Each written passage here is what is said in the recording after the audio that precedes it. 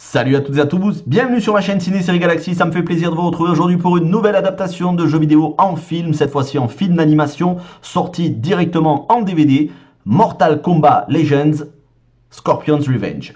Oui, le film d'animation dont on a parlé durant le live spécial Mortal Kombat avec l'ami Gordon et Nounou et Goto de Omniwalk, donc Gordon de Games de ça. Je vous encourage à aller voir le live où on a abordé l'intégralité de l'univers Mortal Kombat en film, série, jeux vidéo. Mais pour l'heure, Mortal Kombat Legends Scorpion's Revenge, un des meilleurs Mortal Kombat en film. Énormément de points positifs, une fidélité très impressionnante au jeu, avec quelques petits points négatifs quand même, hein, il faut le... Voilà, en tout cas que moi j'ai trouvé. Mais tout de suite, c'est du 100% spoilers, j'essaierai de vous mettre des extraits si ça bloque pas par YouTube. En tout cas, c'est parti pour le positif, ce que j'ai énormément aimé, et l'introduction avec Hanzo et son fils, très touchante parce que très cruelle. On voit l'attachement de Hanzo pour son fils enfant, il est assez touchant, le fait qu'il se fasse tout simplement écrabouiller la gorge par Sub-Zero, dont on pense qu'il est Sub-Zero, mais en fait c'est Quan Chi, mais ça on le saura par la suite. J'avoue que c'est une scène qui est assez poignante. Le développement de Hanzo est d'une manière générale un point excellent dans le film, notamment sa transformation en scorpion dans le Netherrealm, dans l'enfer, en gros, dans l'univers Mortal Kombat. Et ça, on l'avait pas trop dans les autres films. Pour le coup, là aussi, c'est bien détaillé. C'est bien détaillé pour un film d'1h20, hein, parce que le film dure 1h20. Mais voilà, c'est plutôt bien abordé. La présentation des personnages principaux, que ce soit Liu Kang dans le temple de la lumière, Johnny Cage avec son agent qui lui téléphone pour décrocher ce contrat, alors qu'en fait c'est Raiden qui s'est fait passer pour l'agent, et qui décroche ce contrat pour aller tourner, soi-disant, à Nazi, alors qu'il ne sait pas qu'il va dans l'outre-monde. Sonya Blade, ça c'est très très bien travaillé, Sonya Blade, sa relation avec Jax, on la voit à ses tout débuts dans l'armée, la relation d'amitié avec Jax, le fait que ce soit une femme qui doit se battre peut-être plus durement que les hommes. Pareil pour Raiden, il y a du développement. Comme je vous disais, Johnny Cage, très bien travaillé au niveau de l'humour. C'est omniprésent sur ce personnage-là, contrairement aux autres personnages. Sa rencontre avec les autres, d'ailleurs, fait énormément penser au film de 1995. Je retiens la scène des bagages. La scène, vous saviez, où dans le film de 1995, il avait amené plein de bagages et tout finissait à l'eau. Ben, c'est la même chose dans le film d'animation.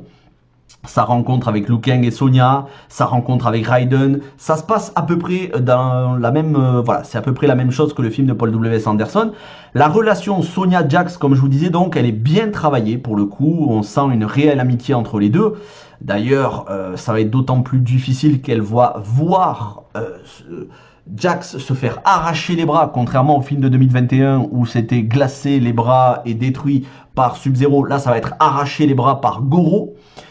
Voilà, c'est très très gore, mais je vais y revenir. Le look de tous les persos, voilà. Raiden, avec les éclairs qui sortent des yeux, son chapeau chinois, vrai, un régal. C'est super bien. D'ailleurs, les pouvoirs de Raiden sont très bien détaillés.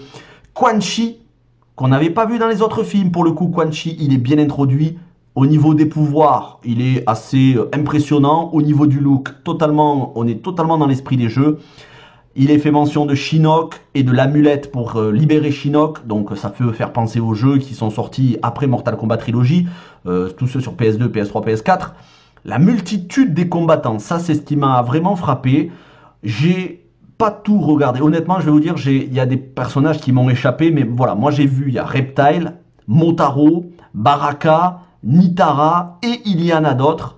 On a une explication sur le Mortal Kombat, les dieux anciens, les règles, les différents royaumes, le fait que l'Outre-Monde, ça se passe, voilà, c'est un royaume entre les... Enfin, parmi les différents royaumes, l'Outre-Monde est dédié au Mortal Kombat. Tout cela nous est expliqué, mais c'était déjà le cas dans le film de 1995, bien sûr. Donc, autant de points positifs. Comme je vous disais, les looks des personnages, que ce soit les gentils ou les méchants, Kano et Goro, très très très fidèles au jeu. Vraiment, contrairement au film de 2021, pour le coup, Kano, il ne ressemble à rien. Là, ben, c'est le look, totalement le look du jeu. Et les combats et les fatalities qui sont bien gore. Le combat Goro versus Jax, vous disiez, où il se fait arracher les bras, la fatality de Goro. On a des combats, par exemple, ah oui, les combats avec Liu Kang, ils sont jouissifs. Pourquoi? Parce qu'on a tous les coups spéciaux de Liu Kang avec cette espèce de coup de pied roulette. Mais surtout, et ça j'ai énormément apprécié, c'était un kiff, on entend les bruitages, on entend Liu Kang qui pousse ses petits cris de Bruce Lee qu'on avait dans les jeux, et là on l'a, et par deux fois, à la fois quand il se bat contre le clan des Black Dragons, qui trouve une utilité dans le film. Les Black Dragons, on en entendait juste le nom dans les différents films Mortal Kombat. Là, pour le coup, ils ont une véritable utilité. Ils essayent de mettre des bâtons dans les roues, employés par Shang Tsung, et pour mettre des bâtons dans les roues aux différents combattants. Et puis donc Liu Kang qui les combat et qui combat aussi Goro. Donc plusieurs combats avec Liu Kang et des combats assez jouissifs.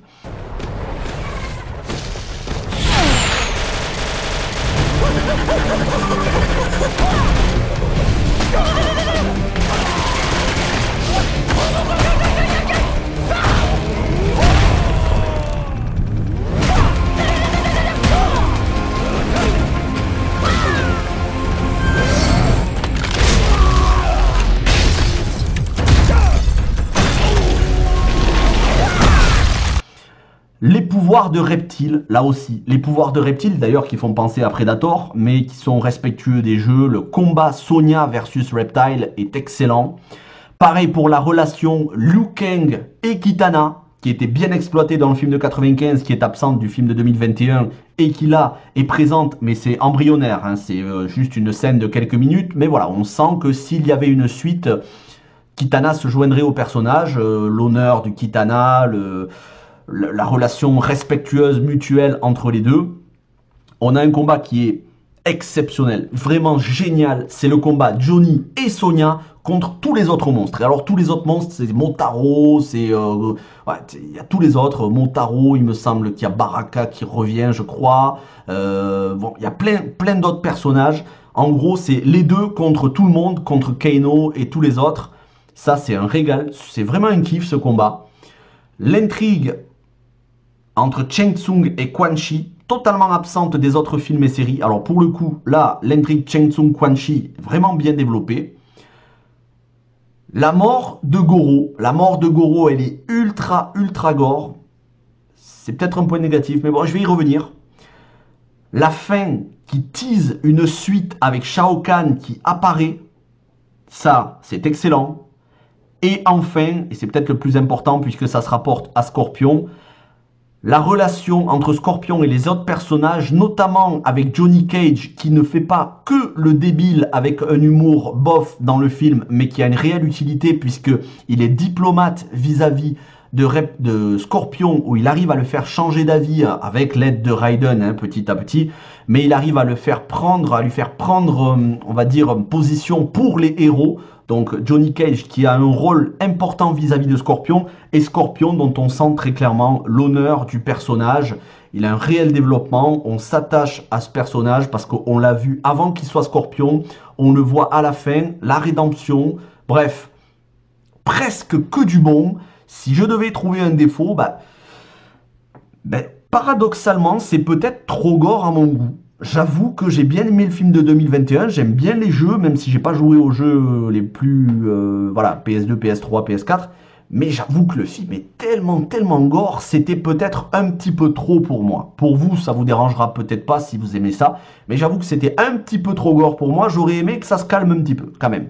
Après, il y a un combat qui est décevant, c'est le combat Johnny Cage contre Baraka, c'est un non-combat, voilà. Les deux ne se tatanent même pas, c'est un combat pas terrible, voilà, assez décevant. J'avoue que le combat entre Liu Kang et Baraka dans Mortal Kombat Destruction Finale est pour le coup le meilleur combat avec Baraka à ce jour.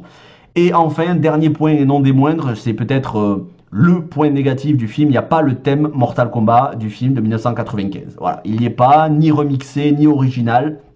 C'est dommage, ça manque. En tout cas, pour le coup, on a un réel tournoi dans ce film-là. Tous les personnages sont respectés, au niveau des costumes, au niveau des combats, au niveau du gore, au niveau de la psychologie, ils sont plutôt bien travaillés. Tout ça sur 1h20, c'est un exploit et c'est une des meilleures adaptations de Mortal Kombat à ce jour. J'aimerais savoir ce que vous en pensez, n'hésitez pas à me le dire dans le commentaire. Est-ce que vous avez vu le film? Est-ce que vous avez l'intention de le voir? Est-ce que ça vous a donné envie de le voir? Comme je vous ai dit, voilà. Peut-être j'ai mis des extraits, si ça bloque pas, on verra, je referai le montage. Mais quoi qu'il en soit, merci à tous d'avoir regardé cette vidéo. On se retrouve bientôt pour une nouvelle adaptation de jeu vidéo, en film, en série. Passez un bon week-end. Ciao tout le monde et merci.